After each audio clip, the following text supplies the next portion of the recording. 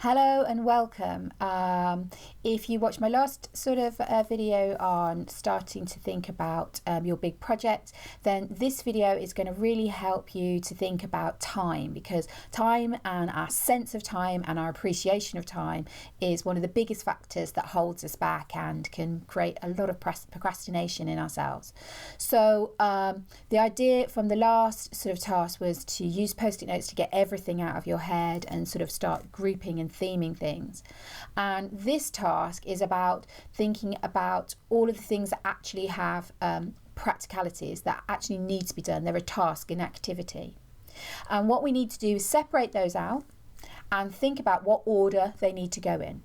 So literally get your post-it notes and start to reorder them so that you know what comes first. Thinking about dependencies. So if, for example, it's back to that bathroom, then we need to get first a plumber to give us an estimate before we can sort out budgets. We need to know when the plumber can start so we can go and buy tiles and make those choices. They need to be here on that day. Those kind of dependencies really help you to start formulate your action plan, your project plan, whatever it is that you want to call it.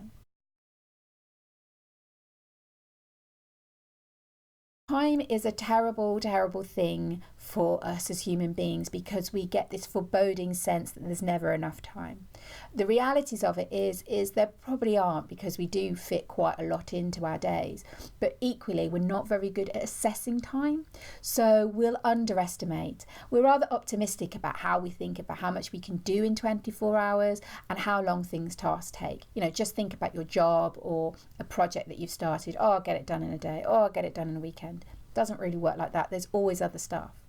So this task is about thinking about those activities and actually starting labeling how long you think. So, organising plumbers. Well, I'm going to think, and actually the detail of it. Well, I'm going to have to, research them, get some recommendations, and then contact them, and then they'll contact me back. Those types of things. That's easily half a day in itself. Be realistic, and if you say something takes a couple of hours, then maybe add another half an hour to things just to give you a buffer, because you can always acquire stuff back, but actually scrabbling for more time is quite difficult, and that's when the stress starts to build.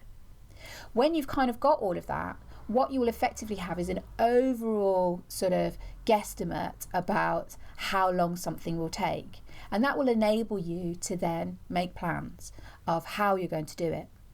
And the best way that you can do that is by literally getting a calendar or your mobile phone and just plugging things in and saying, actually today I'm going to do half a day's worth of research on plumbers, and then I need to go and look at tiles. Okay, so we'll do that on a Wednesday evening after work, or maybe I'll do some online research on the Tuesday. Yeah, okay, so just start plugging it into your phone.